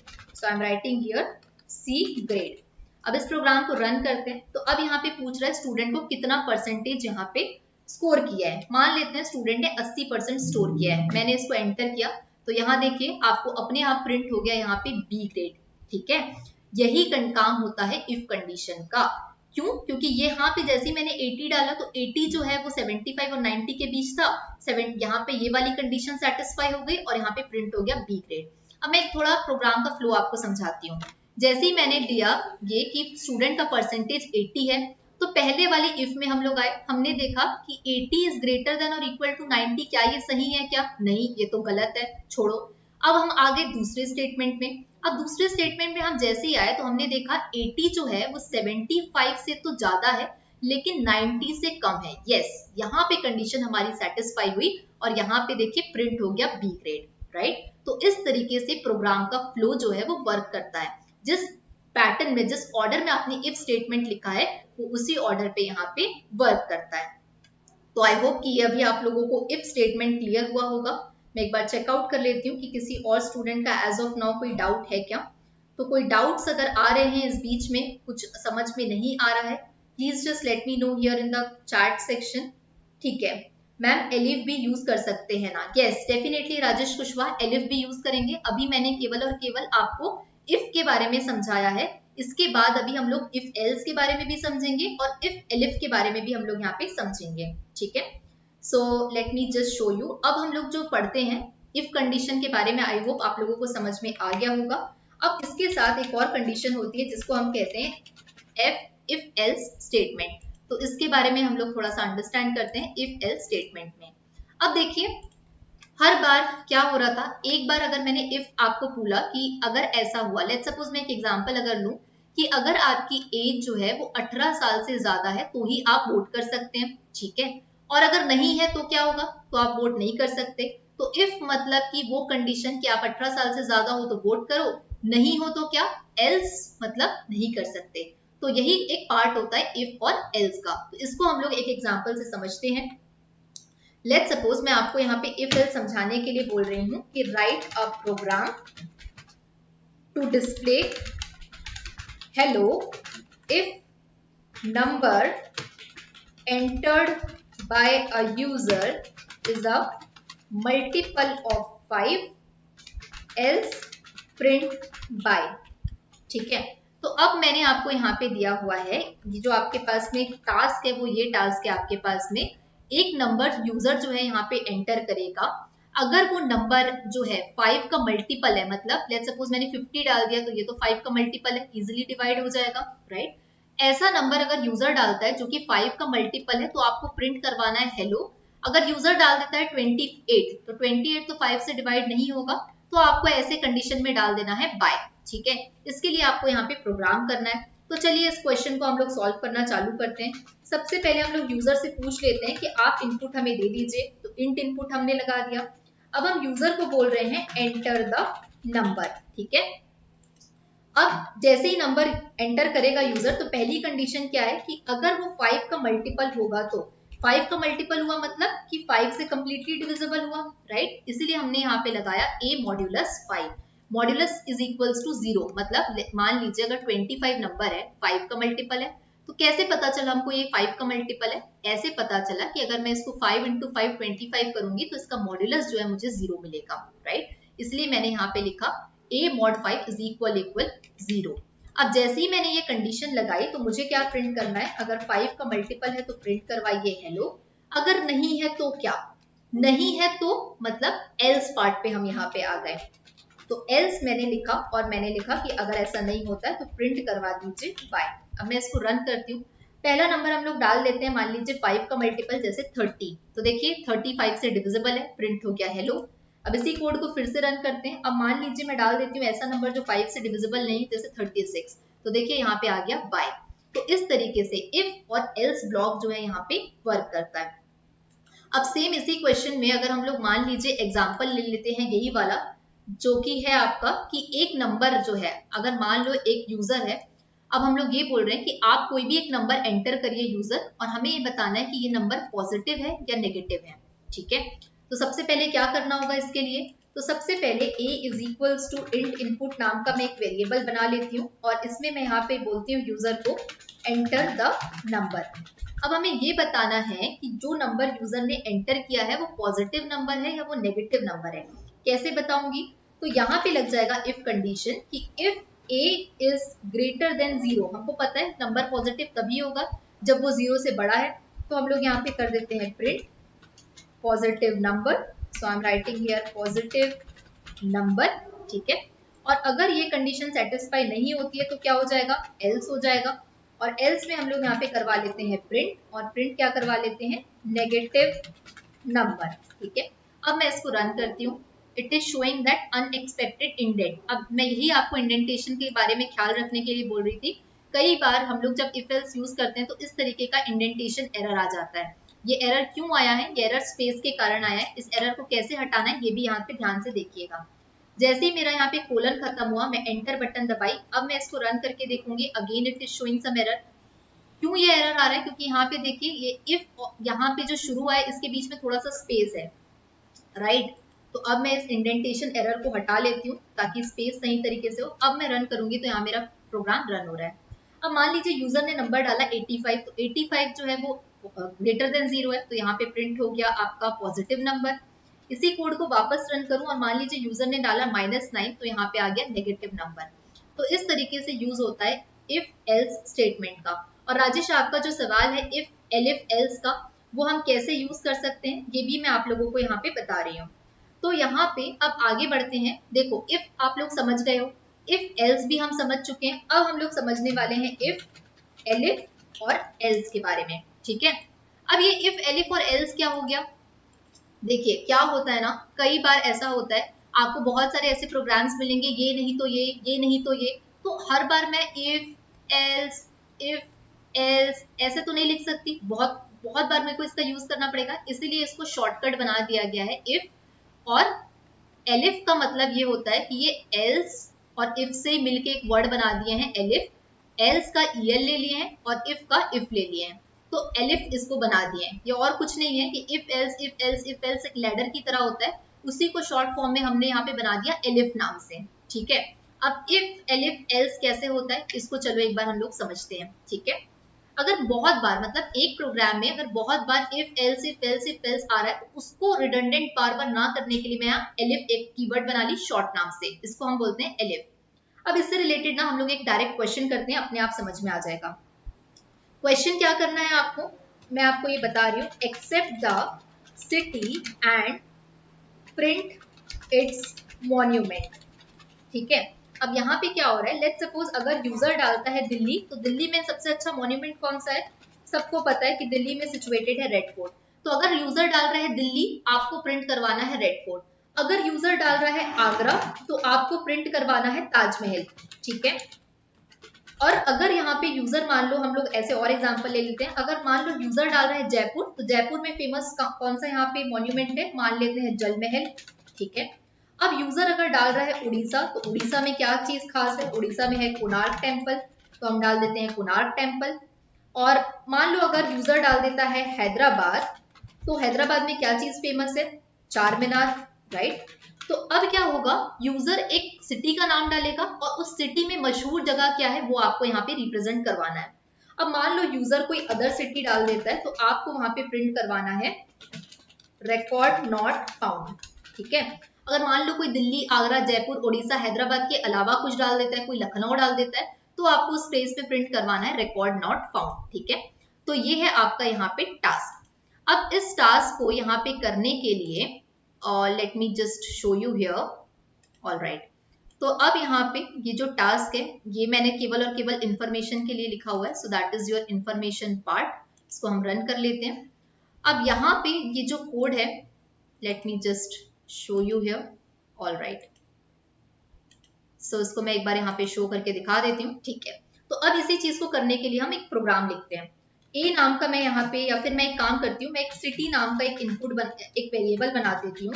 इसमें मैं डायरेक्ट यूजर से इनपुट ले रही हूँ। अब देखो यहाँ पे जो लोग मुझसे स्ट्रिंग के बारे में पूछ रहे थे, अब जब मैं सिटी ले रही हूँ दिल्ली, तो मैं स्ट्रिंग ही यहाँ पे लूंगी, राइट। अब मुझे इसको इंटीजर में बदलने की जरूरत नहीं, क्योंकि दिल्ली बेसिकली एक वर्ड है, आगरा एक वर्ड है, इसलिए मैंने डायरेक्ट यहाँ पे लगाया इनपुट।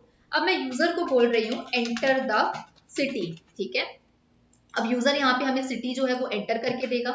अब मुझे ये देखना है कि अगर यूजर ने if city is equal to, अगर यूजर ने जो सिटी डाली है वो अगर दिल्ली डाला है, लेट्स सपोज, ठीक है, तो मुझे प्रिंट क्या करवाना है। ऑलराइट, कोड अभी रन कंप्लीट नहीं हुआ है हमारा।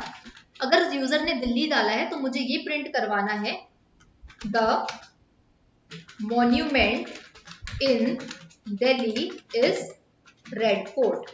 ठीक है, तो मुझे रेड फोर्ट प्रिंट करवाना है। अब अगर यूजर डालता है आगरा तो क्या होगा, तो यहाँ पे हम यूज करेंगे एलिफ कंडीशन का।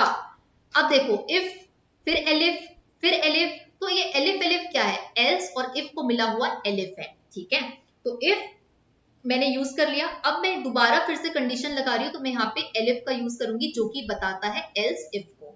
तो अगर यूजर डालता है सिटी इज इक्वल्स टू, मान लीजिए पहली बार उसने डाला दिल्ली, अब अगली बार उसको डालना है आगरा, तो हम लोग यहाँ पे लिख लेते हैं सिटी इज इक्वल टू, यहाँ पे लिख लेते हैं आगरा। तो अगर सिटी आगरा होती है तो मैं क्या मॉन्यूमेंट प्रिंट करवाऊंगी, आगरा में ताजमहल लोकेटेड है, तो मैं स्टेटमेंट को यहाँ पे कॉपी करके पेस्ट कर लेती हूँ और यहाँ पे रेड फोर्ट की जगह इसको कर लेती हूँ ताजमहल।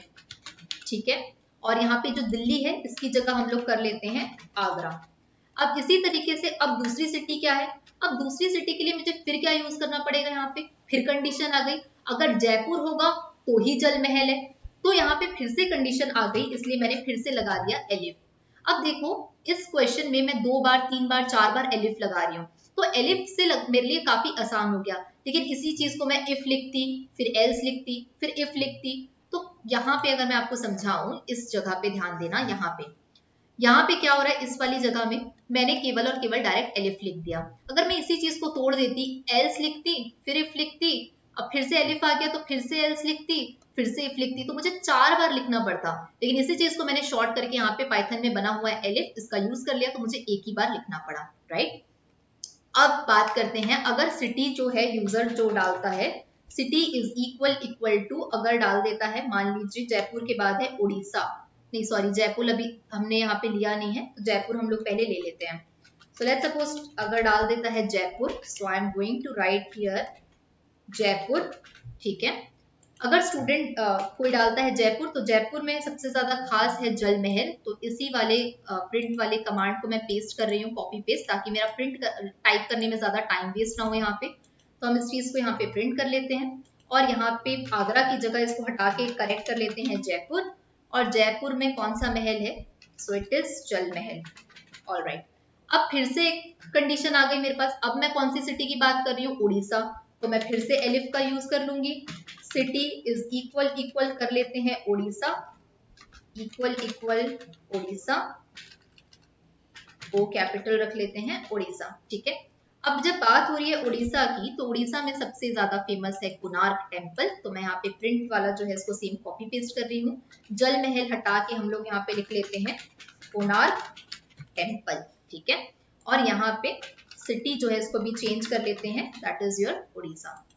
अब एक और मेरे पास बच रहा है लास्ट, एलिफ लगाएंगे, सिटी इज इक्वल अगर क्या है मेरी हैदराबाद, अगर सिटी हैदराबाद है तो यहाँ पे हैदराबाद के लिए मुझे यहाँ पे प्रिंट करना पड़ेगा the, let's suppose monument in the Hyderabad is चार मीनार। ठीक है, अब देखो ये सारी तो बात हमको यहाँ तक समझ में आ रहा होगा कि इफ का यूज क्या हुआ, एलिफ एलिफ क्यों हमने बार बार लगाया। अब अगर मान लो कोई ऐसा सिटी डाल देता है, मान लो कोई डाल देता है लखनऊ, राइट, कानपुर, तो उसके लिए क्या करना पड़ेगा, नो रिकॉर्ड फाउंड। मतलब अगर ये सारी कंडीशन भी फुलफिल नहीं होती है तो आप जाओ एल्स पे और एल्स पे लिख दो नो रिकॉर्ड फाउंड।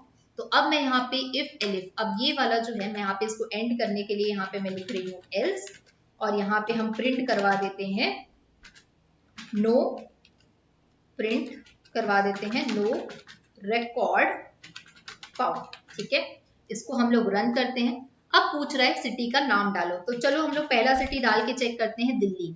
जैसे ही मैंने दिल्ली डाल के एंटर किया, यहाँ देखिए आपको आउटपुट जो है वो यहाँ पे शो हो जा रहा है, the monument in the Delhi is red fort, right. तो ये यहाँ पे क्लियर हो गया। अब मैं इसी कोड को एक बार फिर से रन करती हूँ। अब मान लो मैं यहाँ पे डाल देती हूँ दिल्ली की जगह उड़ीसा, और अब मैं इसको रन करती हूँ तो यहाँ पे दिखा रहा है यस, जो हम चाहते थे वो मिल रहा है, the monument in the Orissa is Konark temple, right. एक और चेक कर लेते हैं। तो चलिए इसी कोड को मैं फिर से एक बार रन कर रही हूँ। अब मान लीजिए यहाँ पे हम लोग डाल देते हैं आगरा, और मैं इसको एंटर करूं तो यहाँ पे जो भी हमने सेट किया है वैसे ही हमें दिखा रहा है, the monument in Agra is Taj Mahal. अब चलो कोई ऐसी सिटी डाल के चेक करते हैं जिसको हमने कोड में लिखा ही नहीं है। मान लो मैंने कोड में लखनऊ तो कहीं लिखा ही नहीं है। अब मैं इसको करूंगी तो ये देखो यहाँ पे आपको दिखा दिया नो रिकॉर्ड फाउंड। तो यहाँ पे ये काम होता है इफ एलिफ का। अगर मैं इसी चीज को अगर मैं स्प्लिट करके दिखाऊं, मैंने इफ लगा, अब एलिफ की जगह अगर मैं लिखती एल्स, फिर मैं लिखती इफ, ठीक है, यहाँ पे देखना। अब फिर एलिफ था तो फिर मैं लिखती एल्स, फिर मैं लिखती इफ। अब यहाँ पे फिर से एलिफ था तो फिर मैं लिखती एल्स, फिर मैं लिखती इफ। तो ये बहुत लेंथी हो जाता है, इसलिए मैंने एल्स और इफ दोनों को मिला के बना लिया एलिफ, और मेरा यहाँ पे शॉर्ट में ही आराम से काम हो जा रहा है। So that is about it. अब मुझे बताइए आप लोग कि इसको लेके रिलेटेड क्या क्या क्वेश्चंस आप लोगों को आ रहे हैं, मुझे चैट बॉक्स पे बताते जाइए, क्योंकि जब मैं पढ़ा रही होती हूँ तो आपके कमेंट्स में इतने रीड नहीं कर पाती हूँ। तो अभी मुझे चैट बॉक्स पे अगर कोई एक ऐसा स्टूडेंट कोई भी है यहाँ पे जिसके ऐसे कोई पर्टिकुलर डाउट्स हैं, तो प्लीज मुझे चैट बॉक्स पे आप लोग यहाँ पे इन्फॉर्म कर सकते हैं, अगर कोई भी चीज आज के इस पर्टिकुलर टॉपिक में समझने में अगर प्रॉब्लम हुआ होगा। Okay, Rajesh Kushwaha, I hope कि अभी आप जो बात कर रहे थे इफ एलिफ का यूज का, वो अभी आपको क्लियर हुआ होगा। तो हमने सारे कंडीशनल स्टेटमेंट्स को आज की क्लास में यहाँ पे कवर किया है, चाहे वो एल्स हो, चाहे वो इफ एल्स हो, चाहे वो इफ हो या फिर एलिफ हो, right. Rajiv is saying ma'am it's interesting, definitely Python बहुत ज्यादा इंटरेस्टिंग टॉपिक है, बस पहले से ये हाइप होके रखी हुई है चीजें कि प्रोग्रामिंग और कोडिंग बहुत डिफिकल्ट होता है। ऐसा कुछ भी नहीं है, प्रोग्रामिंग और कोडिंग बहुत ही ज्यादा आसान होता है। इवन जो मैथ्स हम लोग स्कूल में पढ़ते थे, 2-2 3-3 पन्ने का डेरिवेशन बनाते थे, वो इवन काफी डिफिकल्ट होता है, लेकिन प्रैक्टिकली उसको कहाँ पर यूज करना है राजीव। ओके, तो राजीव आगे चल के जब हम लोग एंड टू एंड पूरे प्रोजेक्ट्स बनाएंगे ना, तो ये जो छोटे छोटे कॉन्सेप्ट्स हैं आपके, वो भी आपको यहाँ पे यूज होंगे। अब यही जो आपके सामने क्वेश्चन है राजीव, मैं इसी का आपको एग्जांपल दे रही हूँ प्रैक्टिकल यूसेज का। अब देखो, लेट्स सपोज मान लो आप एक प्रॉपर एक प्रोग्राम लिख रहे हो, ठीक है, मान लो आपकी जॉब लग गई है ई कॉमर्स कंपनी में, ठीक है। अब आपको यहाँ पे ये देखना है कि पर्टिकुलरली सेल्स जो है मेरा, मान लो कोई सामान आपको बेचना है, और स्टूडेंट किसी ने भी आपको दो यहाँ पे एड्रेस दिए हैं, ठीक है, दिल्ली है, दिल्ली में आपको लेट्स सपोज यहाँ पे दो, एक ई कॉमर्स कंपनी का दो यहाँ पे स्टोर है, ठीक है। तो आप क्या बोलोगे, अगर लेट्स सपोज मान लीजिए कि ए है, स्टोर 1, स्टोर 2, ये एक जगह है ए, ठीक है, और स्टोर 1 और स्टोर 2, ये जो ई कॉमर्स कंपनी है उसके दो स्टोर है, एक स्टोर का नाम है 1 और एक स्टोर का नाम है 2, ठीक है। तो आप क्या बोलोगे, अगर आपको कोई सामान ए जगह से स्टोर ए में पहुंचाना है, तो आप बोलोगे कि अगर ट्रैफिक कम है, ठीक है, तो स्टोर ए 1 में डाल दे, अगर ट्रैफिक ज्यादा है तो एक काम करो, आप सामान जो है स्टोर 2 में छोड़ दो, राइट। तो जब इस तरीके से भी आप प्रोजेक्ट्स बनाओगे ना, तो ये छोटी छोटी चीजें जो हम लोग बेसिक कॉन्सेप्ट्स पढ़ रहे हैं, वो भी आपका वहां पे जाके यूज होने वाला है। और राजीव ने बहुत अच्छा सवाल किया है प्रैक्टिकल यूजेज को लेके। तो मैंने जैसा पहले ही बताया है कि देखो, पढ़ना केवल काफी नहीं है, जब सवाल होते हैं, जब इंटरव्यू में जाते हो, तो मेनली आपके जो सवाल होते हैं कि एक मैं आपको क्यों लूंगी किसी कंपनी में, राइट। एक इंटरव्यूअर भी यही बोलता है कि हम क्यों लें आपको, क्या जरूरत है। तो हमें बेसिकली क्यूरोसिटी होना चाहिए कि हम किसी कंपनी में अगर जा रहे हैं, तो उस कंपनी में हमको इसलिए लिया जा रहा है ताकि उस कंपनी को ग्रो हम कर पाए। अब कंपनी ग्रो कैसे होती है, जब कंपनी का रेवेन्यू बढ़ता है, जब कंपनी अच्छी सर्विसेज प्रोवाइड करती है, तो आपको इसलिए लिया जा रहा है ताकि आप कंपनी की ग्रोथ में कंट्रीब्यूट कर पाए। तो हर दिन हम लोग यहाँ पे क्यूरियस डेटा माइंड में ये बात को समझेंगे कि केवल डेटा को पढ़ना नहीं है, डेटा जो आसपास हमारी कंपनीज में यूज हो रहा है वो भी हमको समझना है। तो आज का पिछली 2 क्लासेस में मैंने आईपीएल को डिस्कस किया था। मैंने लास्ट क्लास में आपको बताया कि उबर ट्रांसपोर्टेशन जो है वो कैसे डेटा का यूज करता है, डेटा एनालिटिक्स का वहां क्या यूज होता है। और आज का जो क्यूरियस डेटा माइंड का सेक्शन है, इसमें हम लोग डिस्कस करने वाले हैं ई कॉमर्स कंपनी अमेजोन के बारे में, कि अमेजोन डेटा एनालिटिक्स को कैसे यूज करती है और क्या कुछ चीजें हैं। तो देखो, अमेजोन के बारे में सबको पता है। अमेजोन 58 कंट्रीज से ज्यादा अवेलेबल है, मल्टीनेशनल कंपनी है। It is estimated that approximately 2.7 billion people shop on Amazon, मतलब 2.7 billion, that is a huge like population जो कि अमेजोन से जाके शॉपिंग करती है। और अगर देखा जाए तो ऑलमोस्ट 7 में से 3 लोग ऐसे होते हैं जो कि अमेजोन को चूज करते हैं शॉपिंग करने के लिए, राइट। इतनी ज्यादा अच्छी बेसिकली ये वेबसाइट है। अब अमेजोन के रेवेन्यू की अगर उसके मैं मार्केट उसकी वैल्यूएशन की बात करूं तो 1.051 ट्रिलियन का इसका वैल्यूएशन है। इतना बेसिकली किसी किसी कंट्रीज जो है, छोटे कंट्रीज, उनका इतना जीडीपी भी नहीं होता है जितना कि केवल इस एक कंपनी का वैल्यूएशन है, राइट। अब इस कंपनी को, ये कंपनी पैसे कैसे अर्न करती है, ठीक है, इसका थोड़ा सा हम लोग समझते हैं कि क्या कुछ इस कंपनी का बिजनेस मॉडल है, ठीक है, क्योंकि एट द एंड हर चीज जो है वो बिजनेस पे ही आपकी डिपेंड करती है। तो सबको पता है कि अमेजोन जो है वो लॉजिस्टिक्स को रिलेट करती है, एसोसिएट्स को रिलेट करती है और कस्टमर को रिलेट करती है। अगर मान लो एक छोटी सी कंपनी है, लेट्स सपोज उस कंपनी का नाम है अल्फा, ठीक है, ये जो अल्फा छोटी सी कंपनी है ये जाके बेचती है अपना सामान अमेजोन पे, तो अमेजोन इस कंपनी से लिंक है। अब मान लो कोई यहाँ पे एक स्टूडेंट है, मान लो राजीव नाम का स्टूडेंट है, वो इस अमेजोन से जाके सामान खरीदता है जो कि बेच रही है ये कंपनी अल्फा। अब इस अल्फा कंपनी और राजीव के बीच में एक जो काम कर रहा है ब्रिज की तरह, वो काम कर रहा है अमेजोन। अब सामान राजीव ने तो खरीद लिया, अब उसको ये सामान जो है पहुंचाना भी है उसके घर तक, तो यहाँ पे यूज होता है लॉजिस्टिक्स का। अब यहाँ पे इंपॉर्टेंट बात यही आती है कि यहाँ पे कस्टमर को, लॉजिस्टिक्स को और एक कंपनी को बीच में जो जोड़ने का काम करता है, और उसके बीच से जो फीस जो होती है, जो चार्जेस होते हैं, वहां से अमेजोन का बेसिकली रेवेन्यू जो है वो बिल्ड होना शुरू होता है। तो अमेजोन जो है वो प्राइम से पैसा कमा रहा है, आपके बीच का जो कमीशन परसेंटेज होता है उससे पैसा कमा रहा है, लॉजिस्टिक में भी कहीं ना कहीं उसके रेवेन्यूज हैं। तो इस तरीके से कंपनी का एक बिजनेस मॉडल होता है। अब सवाल ये आता है कि अमेजोन या इस तरीके की कोई भी ई कॉमर्स कंपनी आपको क्यों हायर करे, क्यों आपको डेटा एनालिस्ट बनाए वो, राइट। तो हम लोग सबसे पहले समझते हैं कि अमेजोन कंपनी कैसे डेटा साइंस और डेटा एनालिटिक्स का यूज कर रही है आज की डेट में। तो ये UTUF करके एक मॉडल है जिसमें सबसे पहले यूजेस है रिकमेंडेशन सिस्टम का। देखो, हम लोग जितने भी बार सामान खरीदते हैं, चाहे फ्लिपकार्ट से खरीदो चाहे अमेजोन से खरीदो, अगर मैंने एक टी शर्ट ली है ना ऐसी, तो मुझे अगला रिकमेंडेशन भी उससे मिलती जुलती टी शर्ट का दिखाने लगता है, राइट। अगर मैं अमेजोन पे एक सामान जाके केवल देखती हूँ, एक टी शर्ट देखती हूँ, वही चीज मेरे इंस्टाग्राम पे भी दिखा रहा है, वही चीज मेरे फेसबुक पे भी दिखा रहा है, और वही चीज मेरे जितने भी सोशल नेटवर्क्स है वहां पे भी मुझे वही चीज दिखा रही है। तो इस तरीके से काम करता है रिकमेंडेशन सिस्टम। अमेजोन का जो डेटा है, डेटाबेस, ये समझ जाता है कि यूजर जो है वो किस चीज को लेके इंटरेस्टेड है, और वही वही चीजें आपको दिखाई जाती है, राइट। तो यहाँ पे अमेजोन यूज करता है रिकमेंडेशन सिस्टम का। अब tracking the user to understand the mindset. अब मान लो कोई एक ऐसा इंसान है, ठीक है, जो बहुत ही छोटे से गांव में है, वो हर बार क्या कर रहा है कि हर बार जाता है अमेजोन में और मोबाइल सर्च करता है। उसको मोबाइल लेना है 8 महीने बाद, अभी उसके पास इतने पैसे नहीं कि वो मोबाइल ले पाए, उसको 8 महीने बाद लेना है, लेकिन वो हर महीने जा जाके ना अमेजोन में सर्च करता है मोबाइल के बारे में। तो अब अमेजोन को ये हिस्टोरिकल डेटा, जो एक पर्टिकुलर यूजर था उसका हिस्टोरिकल डेटा देख के उसको अंदाजा हो चुका है कि ये लड़का या लड़की आते हैं और बार बार यहाँ पे मोबाइल सर्च करते हैं। तो यही चीज आपका जो माइंडसेट है, जो कस्टमर का माइंडसेट है, वो कैसे समझा अमेजोन, एक डेटा के थ्रू। अब आपकी इसका एनालिसिस कौन निकाल के दे रहा है, एक डेटा एनालिस्ट यहाँ पे बैठ के काम कर रहे हैं, डेटा साइंटिस्ट काम कर रहे हैं रिकमेंडेशन सिस्टम को बनाने के लिए। तो इस तरीके से आपकी हैबिट समझी जाती है। अब किस तरीके से आपका जो प्रोसेस है, अगर आपके घर में सामान आता है तो किस तरीके से प्रोसेस फास्ट तरीके से आपको घर पे सामान डिलीवर हो पाए, ये भी बहुत ज्यादा जरूरी है। तो यहाँ पे जो रियल टाइम प्रोजेक्ट्स की आप लोग बात कर रहे हैं, ये कुछ पॉपुलर प्रोजेक्ट्स हैं ई कॉमर्स को लेके। आप अगर चाहो, आप अगर जॉब के लिए अप्लाई कर रहे हो, तो इन सारे ई कॉमर्स से रिलेटेड आप प्रोजेक्ट्स बना सकते हो। जैसे आप एक रिकमेंडेशन सिस्टम बना सकते हो, मार्केट बास्केट एनालिसिस बना सकते हो, प्राइस ऑप्टिमेशन बना सकते हो, लोकेशन दिखा सकते हो नए स्टोर का, और कस्टमर का सेंटिमेंट एनालिसिस, ये सारे प्रोजेक्ट्स जो हैं आप लोग चाहे तो इसको देख के स्क्रीनशॉट ले सकते हैं। इस तरीके के प्रोजेक्ट्स आप बना सकते हैं। अगर ऐसे प्रोजेक्ट्स आप लोग अपने रिज्यूमे में ऐड ऑन करते हैं, definitely it is giving you the better advantages, right. अब यहाँ पे क्योंकि कोई भी रिक्रूटर ये नहीं देखना चाहता कि आपको कितना थ्योरेटिकल नॉलेज है, हर कोई ये देखना चाहता है कि रियल टाइम प्रोजेक्ट पे कुछ काम आपने किया है या नहीं।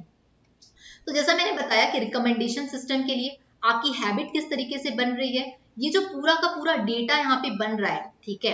मान लो एक कस्टमर, ऐसा एक नहीं, ऐसे लाखों करोड़ों कस्टमर्स हैं जो आके हर दिन हमारी हैबिट्स के बारे में पता लग रहा है। तो यहाँ पे ये जो एनालिसिस है एक पर्टिकुलर कस्टमर के बारे में निकालता है एक डेटा एनालिस्ट, राइट। अब थोड़ा सा हम लोग और आगे बढ़ते हैं और समझते हैं कि और क्या यूज होगा। चलिए मैम, ये यूज तो हमने थोड़ा सा समझ लिया, अब और समझते हैं कि और क्या यूज हो सकता है। तो फास्टर प्रोसेस ऑफ शिपिंग। अब देखो, जितने भी बार आप लोग शॉपिंग करते हो, आप लोग क्या करते हो, लेट्स सपोज यहाँ पे कोई भी अपना हम लोग पिन कोड मांगता है कि आपके घर में सामान कब तक आएगा, आप अपना पिन कोड डाल के यहाँ पे चेक कर लीजिए। मान लो मेरा पिन कोड है 490006, राइट। तो ये पिन कोड मैं जैसे ही डाल देती हूँ, मुझे दिखा देता है estimated date of delivery 4 to 5 days। तो कैसे इतने जल्दी पिन के अकॉर्डिंग जो है इसने रेक्टिफाई कर लिया। तो यहाँ पे भी ये जो चीजें हैं ये आपका डेटा से ही है, क्योंकि शिपिंग के लिए आपका एक पूरा का पूरा लॉजिस्टिक होता है, और इस लॉजिस्टिक को आपका जो डेटा वेबसाइट है, जो पिन कोड आपने डाला है, इसके साथ में ये मैच कर रहा है और आपको वहां पे प्रिडिक्ट करके बता रहा है। तो ये जो प्रिडिक्शन बेस्ड मॉडल होते हैं, इसके लिए यूज होता है मशीन लर्निंग के एल्गोरिथम्स। अब यही इस तरीके से प्रिडिक्टिव एनालिटिक्स भी होता है। अब लेट्स सपोज मान लीजिए कि लेट्स से अगर मैं आपको प्रिडिक्टिव एनालिटिक्स से एक एग्जांपल बताऊं, तो यहाँ पे अगर मान लीजिए ये जो अल्फा नाम की कंपनी है जो अमेजोन में सामान बेच रही है, और यहाँ पे कोई मान लो लड़का है आयुष नाम का जो सामान खरीद रहा है, ठीक है। और इसी तरीके से बहुत सारे कस्टमर्स हो सकते हैं। तो बार बार बहुत सारे कस्टमर्स जो है, मान लो त्योहार का टाइम है, मान लेते हैं दिवाली का टाइम है, ठीक है।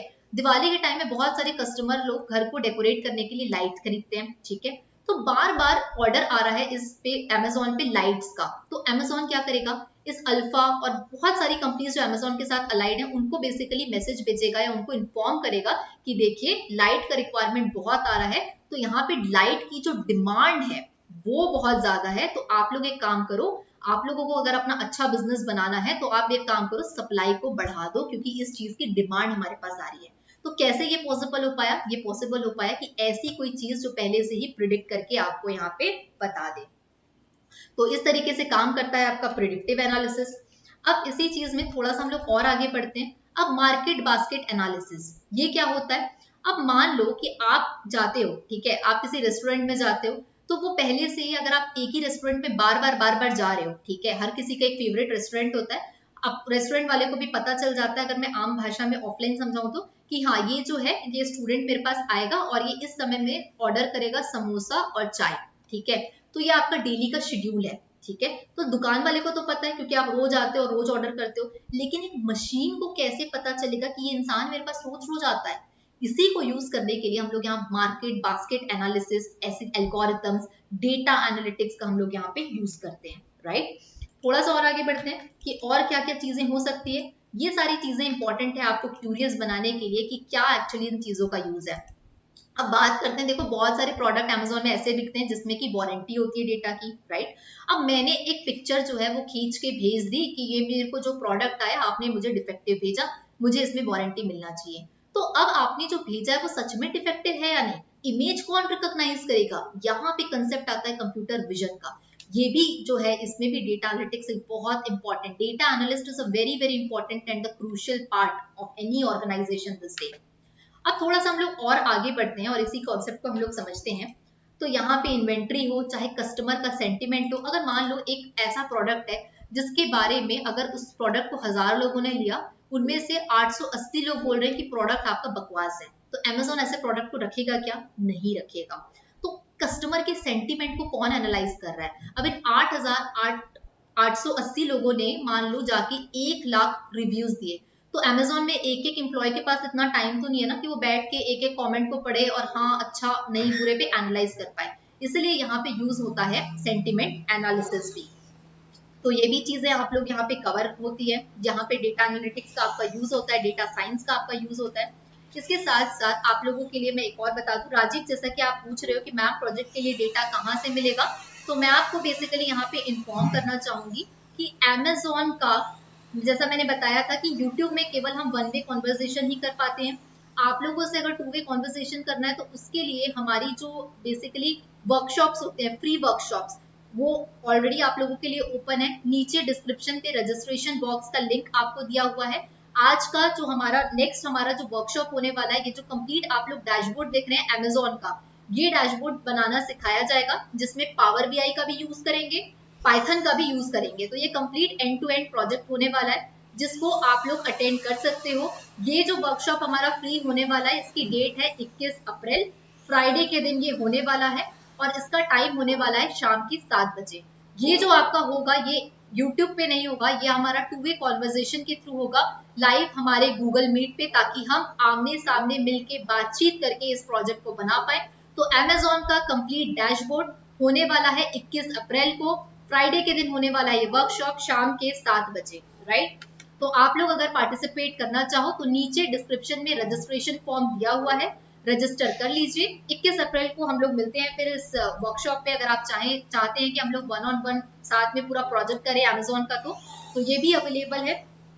आई होप कि अभी तक जितने भी आप लोगों के डाउट्स थे वो यहाँ पे क्लियर हो चुके होंगे। और आप लोगों को क्यूरोसिटी के लिए, क्योंकि देखिए पढ़ना इंपॉर्टेंट नहीं है, थोड़ा सा क्यूरियस होना भी इंपॉर्टेंट है, तो मैं एक सवाल आप लोगों को देती हूँ और देखते हैं कि कितने ऐसे एक्टिव लर्नर हैं जो सही में क्यूरियस डेटा माइंड है, ठीक है।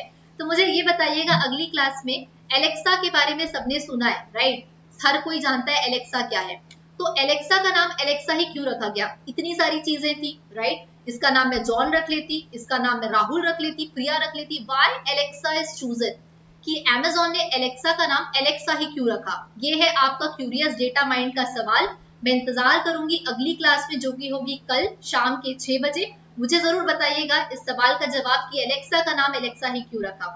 तो all right for today's class. इसके अलावा अगर किसी के भी कोई डाउट्स हैं, और आप लोग मान लीजिए क्लास जो है 6 बजे नहीं देख पा रहे हैं, आप लोग क्लास रात में 9 बजे देख रहे हैं, और फिर भी आपको कोई डाउट आ रहा है, तो कमेंट हमेशा खुला हुआ होता है यूट्यूब का, जाइए कमेंट करके बताइए। नोट्स के लिए जैसा मैंने बताया, इंडस्ट्रीज हेल्पिंग हैंड्स का लर्निंग ऐप, और किसी को ज्यादा प्रॉब्लम आ रहा है तो कॉन्टैक्ट नंबर ऑलरेडी शेयर्ड है आप लोगों के साथ में, आप हमें व्हाट्सएप भी कर सकते हैं। तो अगली क्लास में इंतजार रहेगा इस जवाब का कि एलेक्सा का नाम एलेक्सा ही क्यों रखा गया। जरूर बताइएगा मुझे कमेंट करके। So that is all for today's class. I will meet you tomorrow, कल इसी समय शाम के 6 बजे। अब टाइम फिक्स हो चुका है, शाम के 6 बजे ही हमारी हर क्लास होगी अब से। तो शाम के 6 बजे मिलते हैं, आइएगा जरूर इस क्लास में, बट जवाब के साथ। So thank you all, and hope you guys enjoy the session. Thank you so much.